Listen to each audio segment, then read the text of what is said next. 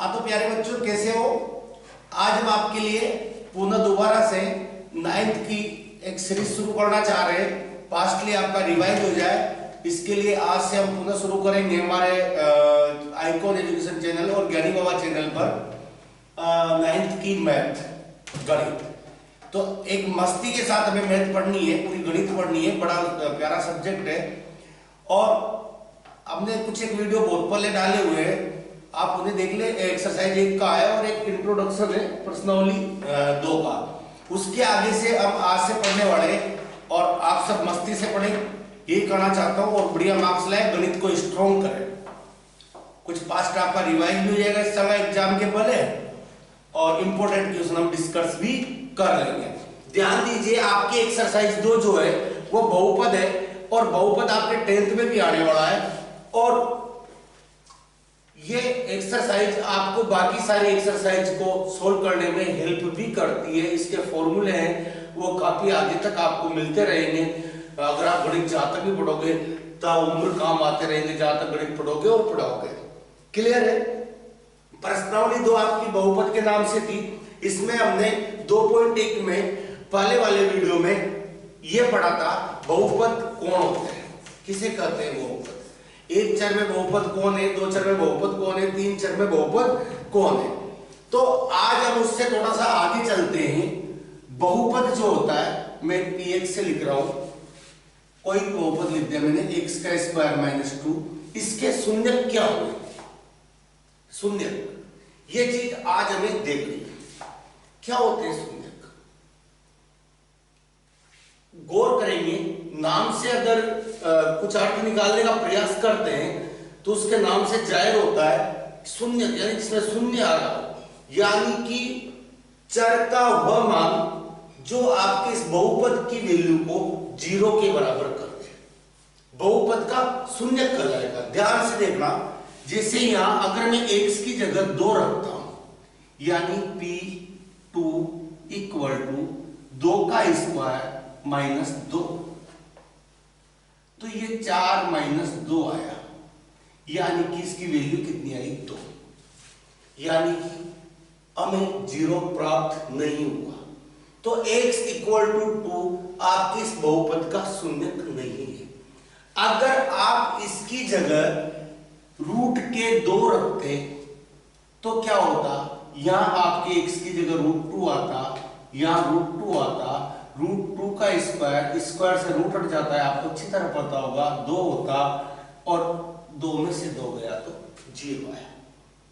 ये आपके किसी अतः ये आपके इस बहुपद का शून्यक कहलाएगा, बिकॉज इसकी वैल्यू यहां रखने पर, बहुपद में x की चर की वैल्यू रखने पर उस बहुपद की वैल्यू 0 के बराबर हो रही है, अतः हम इसे बहुपद का शून्यक कहते हैं। क्या और भी शून्यक हो सकता है इसका, तो हाँ हो सकता है। x इक्वल टू अगर आपने माइनस के √2 लिखा और उसे यहां पे रखा तो आप देख पाओगे -2 का स्क्वायर माइनस 2, -2 का स्क्वायर 0 हो गया। सॉरी -2 का स्क्वायर, स्क्वायर देखो माइनस का स्क्वायर तो प्लस होता है, और √2 का स्क्वायर 2 हो गया, -2 आया और 2 में से 2 गया, 0 आ गया। यानी कि x इक्वल टू माइनस के √2 रखने पर भी इस बहुपद की वैल्यू में 0 के बराबर प्राप्त हो रही है। अतः x इक्वल टू -√2 और √2 दोनों इस बहुपद के क्या होंगे, शून्य होंगे। अपेक्षा कर रहा हूं आपको समझ में आ रहा होगा शून्य किसे कहेंगे। शून्य वो होगा, x की वह वैल्यू होगी, चर की वह वैल्यू होगी जिसे बहुपद में रखने पर आपको वो बहुपद की वैल्यू शून्य के बराबर प्राप्त हो। क्लियर है। इसके बाद थोड़ा सा हम आगे बढ़े,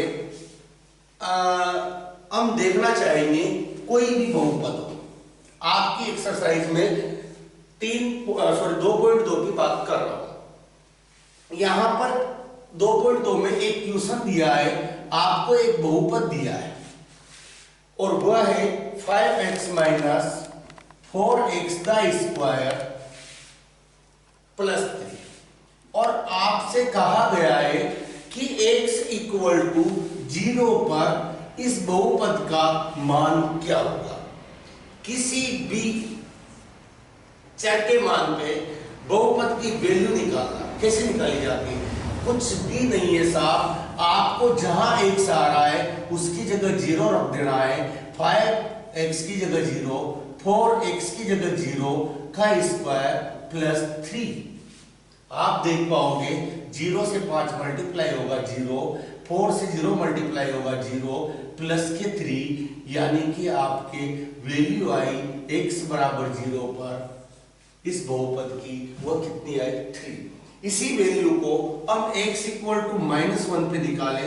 आपका सेकंड क्वेश्चन है एक्सरसाइज का, ध्यान से देखिए, जहां भी x आ रहा है वहां पे आपने -1 रख दिया और आप देख पाओगे x की जगह -1, x की जगह -1 का square plus 3 plus minus minus हुआ, 5 से 1 गुणा हुआ 5 आया, -4 इंटू -1 का स्क्वायर प्लस का 1 होता है, आप अच्छी तरह जानते हो, प्लस के 3 होगा।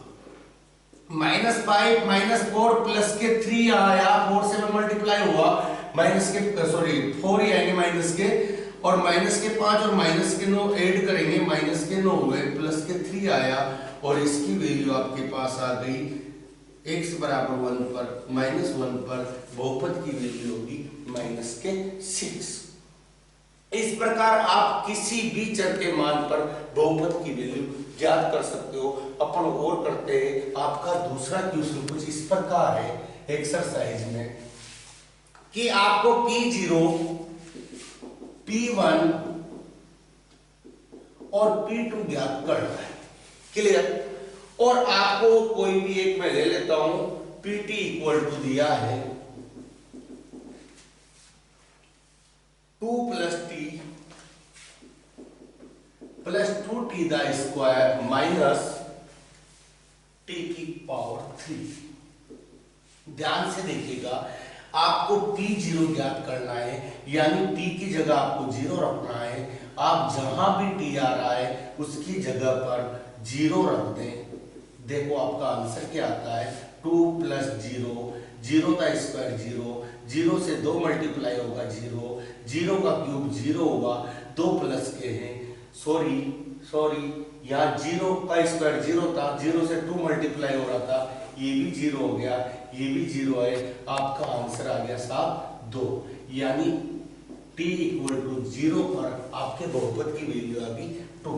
जब आपको 1 पे ये वैल्यू चाहिए तो जहां भी t आ रहा है उसकी जगह आप 1 रख दें और देखें आपके आता क्या है, 2 + 1 प्लस 2 × 1 का स्क्वायर 1 का क्यूब भी 1 होता है, प्लस के 1 से -1 का क्यूब गया, 2 + 2 बराबर 4 आपका आंसर आ गया।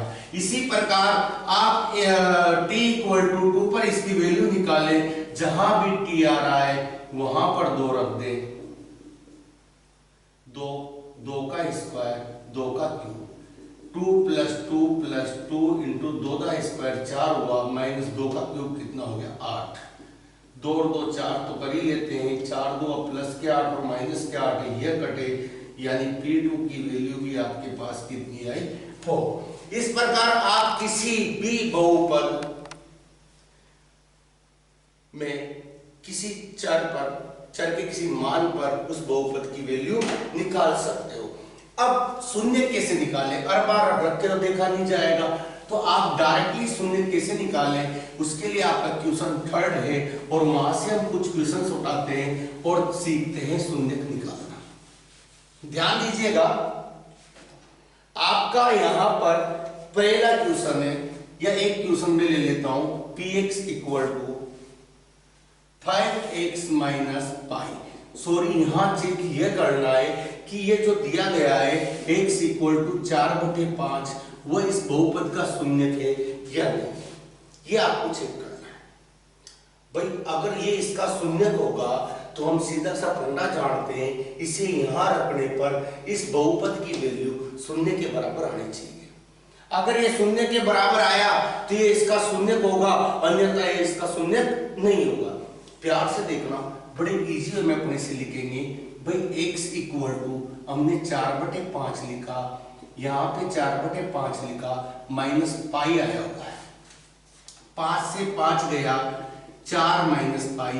इसे हम आगे सोल्व नहीं कर पाएंगे, इसलिए हमने कहा कि यार हमारा तो यहाँ पर बहुपद की वैल्यू 0 नहीं आई है, इसलिए यह x इक्वल टू 4/5 px का शून्य नहीं होगा, शून्य नहीं होगा। चलो और अच्छे से समझने के लिए कुछ और एग्जांपल्स लेते हैं। यहां से मैंने एक क्वेश्चन उठाया, आपके इसका 4th क्वेश्चन है। px इक्वल टू दिया हुआ है x + 1 x - 2 और x की वैल्यू दी गई है, जो हमको चेक करना है कि शून्य के ही नहीं है, -1 और 2। जैसे ही आप यहाँ पर -1 रखोगे, x की जगह -1 प्लस का 1, x की जगह -1 -2 यहाँ पर है, एक में से एक गया, प्लस का 1 माइनस का 1 इसलिए 0 आया, और यहाँ पे -1 -2 -3 हुए। 0 से कोई भी संख्या गुणा होती है तो 0 आता है। जिसकी उम्मीद पाले बैठे थे वो चीज आ चुकी है, अर्थात x इक्वल टू -1 इस बहुपद का शून्यक है। चलो नेक्स्ट टारगेट पे बढ़ते हैं, चेक करते हैं कि क्या ये x इक्वल टू 2 भी इस बहुपद का शून्यक है। इसके लिए हम क्या करेंगे, जहां x आ रहा है वहां पे 2 रखेंगे, x की जगह 2 रखा, +1 किया, x की जगह 2 रखा, -2 किया, यहां से ये हुआ 3, ये हुआ 0, और 0 से 3 मल्टीप्लाई होगा, 0 आ गया, ये फिर शून्य का आ गया, और ये दोनों इसके शून्य के, राइट। तो हम लिखेंगे x इक्वल टू -1 और 2 px के शून्यक हैं। ये आपका क्वेश्चन कंप्लीट हो जाए, क्लियर। नेक्स्ट वाला क्वेश्चन और ले लेते हैं इसी से संबंधित, और आपको इसमें दिया है कि यदि px इक्वल टू 3x का स्क्वायर -1 है, और आपको चेक करना है क्या -1/√3 व 2/√3 यही है, बिल्कुल यही है, ये इसके शून्यक है या नहीं है। ध्यान से देखें, जब हम वैल्यू रखेंगे और इसको अगर वो चर की वैल्यू शून्य कर रही है तो हम कहेंगे ये शून्यक है, अन्यथा ये शून्य नहीं है। जैसे ही आपने यहाँ पर x की वैल्यू -1/√3 रखी, आप देखोगे -1/√3 का स्क्वायर -1 आया। ध्यान से देखें, माइनस का स्क्वायर है तो होना तो प्लस का है, साथ ही 1 का स्क्वायर 1 होता है, √3 का स्क्वायर 3 होता है, -1 है, 3 से 3 गया, 1 - 1 आया, बराबर क्या आ गया, 0। और इसे देख के तो हम कह सकते हैं कि सर -1/√3 हमारे इस बहुपद का शून्यक है। चलो इसे भी कसौटी पे कसते हैं और इसकी भी चर्चाएं करते हैं कि ये शून्यक होगा या नहीं होगा। तो जहां पर x आ रहा है उसकी जगह 2/√3 रखा, 3x की जगह 2/√3 का square -1, 3 × 2 the square 4, √3 the square 3 होगा, -1, 3 से 3 गया, 4 - 1 3 आया, जो कि हमारे 0 के बराबर नहीं है। तो हम कह देंगे साहब ये 2/√3 हमारे बहुपद px का शून्यक नहीं है। हम क्या कहेंगे, यहाँ x इक्वल टू -1/√3 px का शून्यक है। पहला वाला तो शून्यक है, जबकि x इक्वल टू 2/√3 px का शून्यक नहीं है, क्योंकि इसे रखने पर हमारे बहुपद की वैल्यू या मान शून्य के बराबर प्राप्त नहीं हो रहा है। चलो कुछ क्वेश्चंस और देखते हैं और अपने जो लॉजिक है उन्हें स्ट्रॉन्ग करते जाते हैं। उम्मीद करता हूँ आपको समझ में आ रहा होगा और आगे ही बाकी की सारी एक्सरसाइज आपको समझ में आएगी, क्योंकि इंपॉर्टेंट एक्सरसाइज है और बहुत महत्वपूर्ण है आपको 10th की मैथ पढ़ने के लिए। नेक्स्ट ईयर जब आप 10th में रहोगे तो वहां भी ये काफी काम आने वाली है। तो अपने बेसिक क्लियर करते हुए हम आगे बढ़े ताकि वहां पर भी अपन को समस्या न आएगी।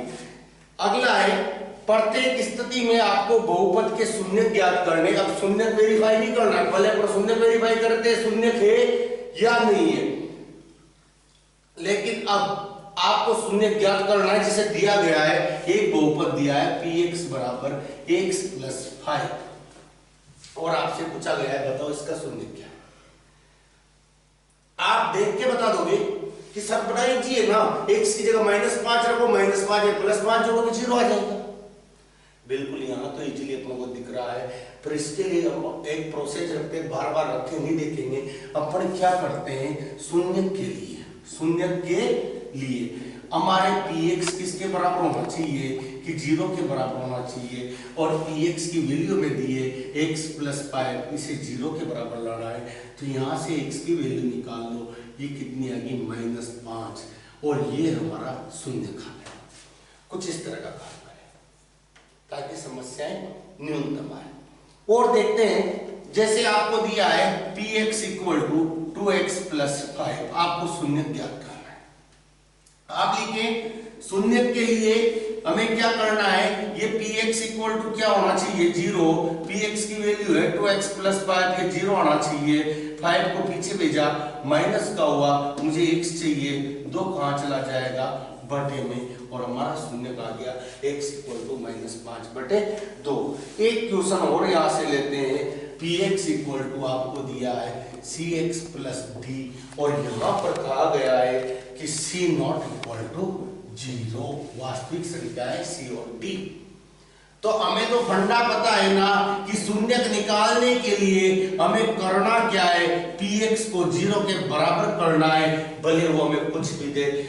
इसकी जगह अगर वो तोता बिल्ली भी देता तो हमें तो वही काम करना है, हमें चर की वैल्यू निकालनी है।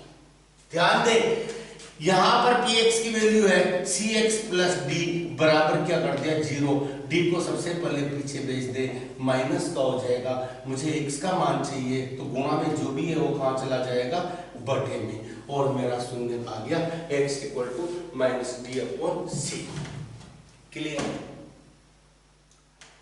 अब इसके बाद ये एक्सरसाइज हुई कंप्लीट। आपके जो आता है वो रिमाइंडर थ्योरम आती है, यानी कि शेषफल पर में आती है। अपना बहुत बड़ा महत्व रखती रिमाइंडर थ्योरम। अगर एक बहुपद में दूसरे बहुपद का भाग दिया जाए तो शेषफल क्या बचता है, ये बताती है आपकी रिमाइंडर थ्योरम। आप सभी अच्छी तरह से जानते हो, जब आप भाग देते हो तो क्या होता है, यहां अंदर आप जो लिखते हो उसे आप कहते हो भाज्य, जिसका भाग देते हो वो होता है आपका भाजक। जितनी बार भाग जाता है उसे यहां लिखते हो और उसे कहते हो आप भागफल, कभी कभी यहां भी लिखते हो, और जो लास्ट में शेष बच जाता है नीचे उसे कहते हो शेषफल। शेषफल प्रमेय या रिमाइंडर थ्योरम आपको इस चीज की जानकारी देती है कि शेषफल क्या है। मैं ज्यादा डीपली यहाँ पे नहीं जाऊंगा, बहुपद का बहुपद में भाग देना नहीं सिखाऊंगा, वो हम 10th क्लास में सीखेंगे। और किसी को इच्छा हो तो वो प्रश्नावली 2 के वीडियोज हमारे क्लास 10th वाले देख ले, वहां इजीली आप सीख जाओगे भाग कैसे दिया जाता है। फिलहाल हमारे यहाँ पे केवल शेषफल प्रमेय रिमाइंडर थ्योरम है।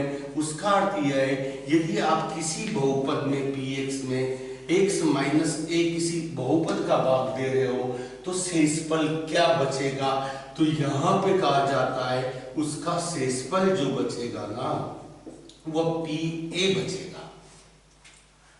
यदि किसी बहुपद में x माइनस a का भाग दिया जाए तो शेषफल pa बचेगा। यही शेषफल प्रमेय है, यानी कि आप यहां से x की वैल्यू निकालोगे, x माइनस a को 0 के बराबर करके x की वैल्यू ये आ गई, इसे आप इस बहुपद में x की जगह a लिख दोगे, जो भी आपके आएगा वो आपका शेषफल आएगा। यही रिमाइंडर थ्योरम है। इसे समझने का प्रयास करें। मैं कुछ एग्जांपल्स लेता हूं और उम्मीद करूंगा कि आप उनसे 100% इस चीज को सीख जाओगे।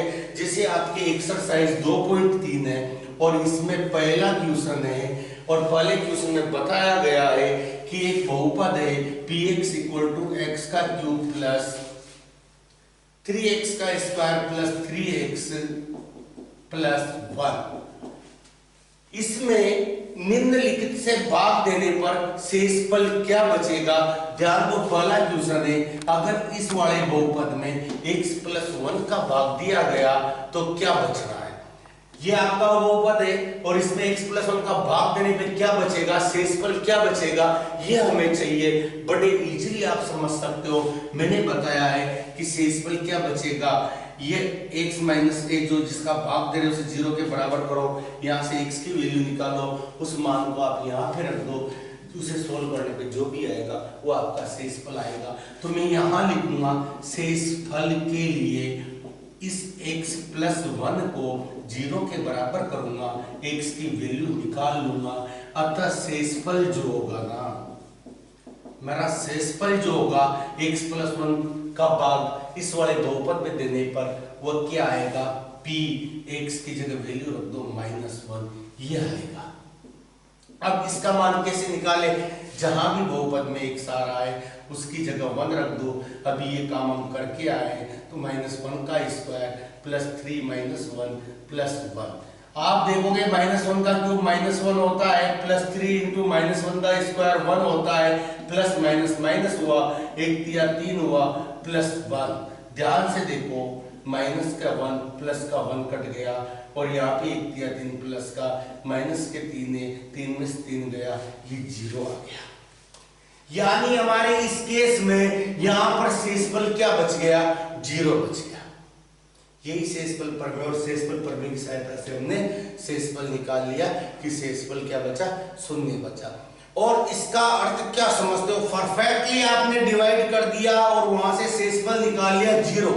अगर भाग भी देंगे इसमें तो भी शेषफल 0 ही आना है, और शेषफल पर मैंने बड़े इजीली आपको ये शेषफल दे दिया।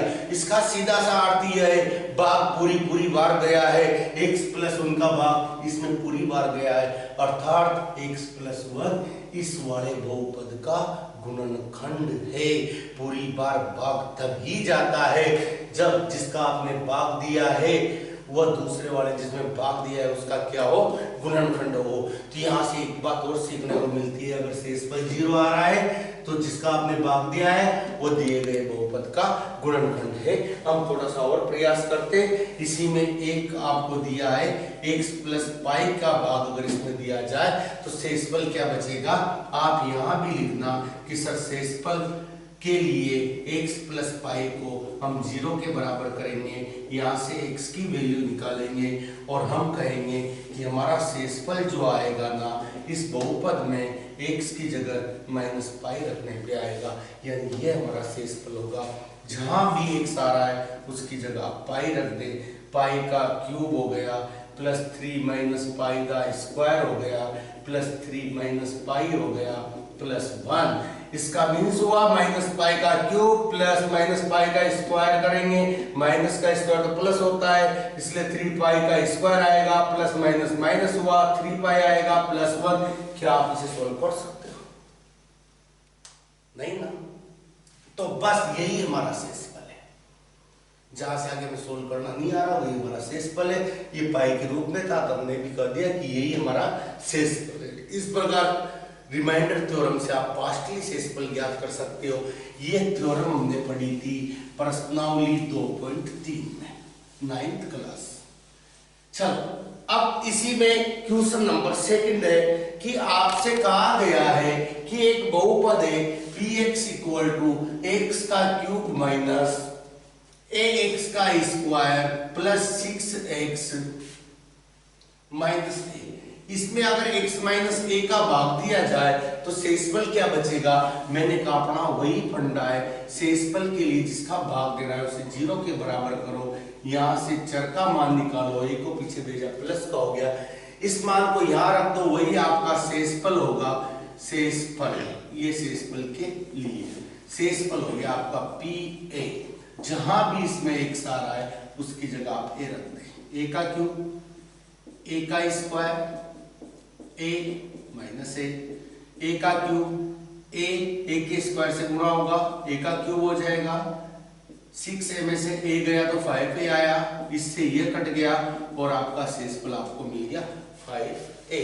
एक लास्ट क्वेश्चन है और इसमें पूछा गया है कि क्या ये गुणनखंड है और मैंने थोड़ी देर पहले आपको बताया है गुणनखंड तब होता है जब शेषफल क्या होता है, शून्य होता है। अगर आपको गुणनखंड ही बताना है तो आप तो शेषफल निकालें, और शेषफल अगर शून्य आ जाए तो कह देना गुणनफल है। जिसे आपको एक बहुपद दिया गया है px, तीसरा क्वेश्चन है px इक्वल टू 3x का क्यूब प्लस 7x, ये बहुपद है।